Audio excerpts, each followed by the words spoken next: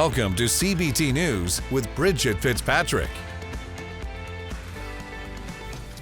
Good morning, everyone. Welcome back to CBT News. I'm Jim Fitzpatrick, sitting in for Bridget. Thank you so much for joining us this morning. Coming up, I speak with Aaron Bickert, who's the Executive Vice President and General Manager of Offerlogix. But first, here are today's top stories.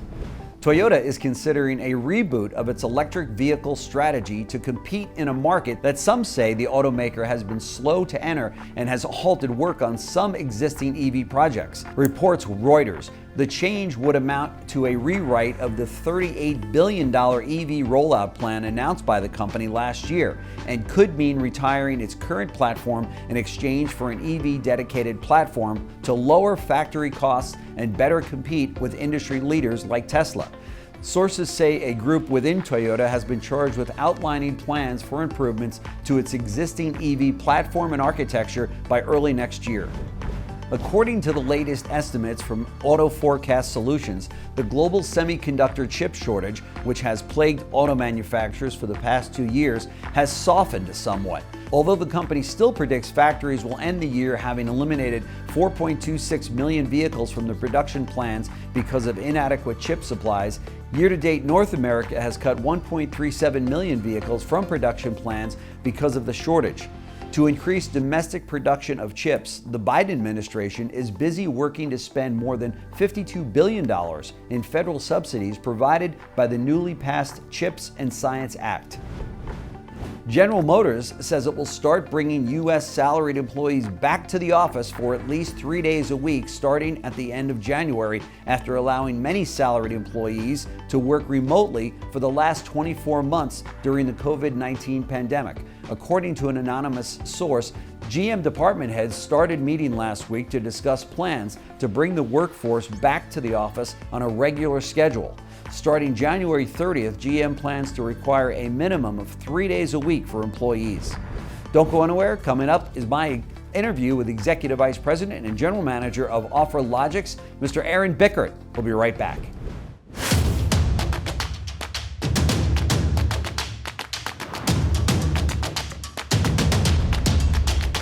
CBT News, 10 years strong. Offerlogix continues to make significant waves in the automotive industry. Throughout the past few years, the new partnerships and initiatives have helped the fintech company to take seamless online car buying to the next level. Today on Inside Automotive, Aaron Bickert, Executive Vice President and General Manager of Offerlogix, discusses why these partnerships set Offerlogix apart from its competition. Take a look. The industry is changing at such a fast pace. I know I've said that a number of times from this seat, but it's true. I mean, it's dealers are trying to get their hands around all of the changes, and so are all of the vendors out there. One of them, of course, leading the way, and one of the entities, I should say, is the finance arm. So that's a part that you play a big role in. So now that Offerlogix has partnered with many industry-leading agencies such as Equifax and ZappyRide and VinQ and Matador AI, what unique solution sets will this provide, for vendors, moving forward?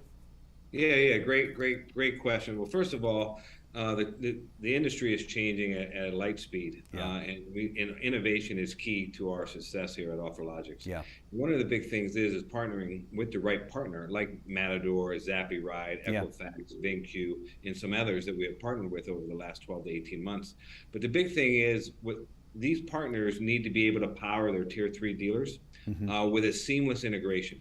And what I mean by seamless integration is something that's completely transparent, something that's completely frictionless, and also at the same time able to provide these partners and not be able to go to all these different sources to get the data. Right. And what we're providing here at Offerlogix is a complete seamless integration through not only through Equifax, which is providing all our soft credit pools, but also to provide that information through ZappyRide with all the EV federal tax credits, state tax credits, as well as utility credits as well. So what we're trying to do here at Offerlogix is to provide a one-stop shop for our vendors and be able to provide that one-stop shop so it's a seamless, frictionless, and transparent integration to the tier 3 dealers. Yeah. In last month's episode, we covered electric vehicles and the evolution of this surge.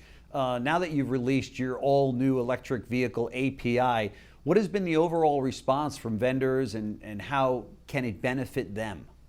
Well, that's a great question because immediately when we got that, I'm not going to mention the partner or a future partner. They're actually not a partner of ours currently today. Okay. I received an email and a text message from one of the product managers and asking was one question: how did you get that data? Where did you get that data? And so I said right back, I said, well, let's hop on a call and see if there's any synergies between us. Sure. And we got on a call and we went over the data. We showed them the API and they could not believe it that it was all done by household income, by battery, by all the 23 different American made EV vehicles in the United States. And we are now forming a partnership, and hopefully they're live by NADA of 2023 in Dallas. Wow, fantastic. Congratulations on that. Yeah. So how does Offerlogix and its suite of products, I should say, create a seamless car buying experience for its consumers? Yeah, great question, Jim. I mean, like I said from the very beginning, I mean, if you think about what we're doing here at Offerlogix, is we're trying to make a one-stop shop. So anything that has to do with a lease or finance calculation, we're trying to bring it in-house. So the problem that comes around is all these ad agencies are there, these marketing companies, the digital retailing companies, desking companies, they all have to partner with all these different vendors, data providers. And they have to be able to take that information in and ingest it and be able to do all the development work. What we're trying to do is eliminate all the development work on their behalf and be able to do all the development on our side and be able to make it a seamless API that's automatically appended all the way across from lease to finance calculations with EV tax credits. And of course, to everyone qualifies different for, based on their FICO score, Sure. With Equifax. And that makes it so much more seamless and quicker and more efficient I bet. from the vendors that we want to make sure that we become the one-stop shop. Be sure to watch that interview in its entirety right here at cbtnews.com. Well, that's a wrap for our show today, but we invite you to join us right back here tomorrow morning for all of the latest news and trends impacting the retail automotive industry. Follow us on TikTok, LinkedIn, Facebook, and Twitter. I'm Jim Fitzpatrick, sitting in for Bridget. Thank you so much for joining us. We'll see you right back here tomorrow morning. Thanks for watching CBT News, the voice of the retail automotive industry.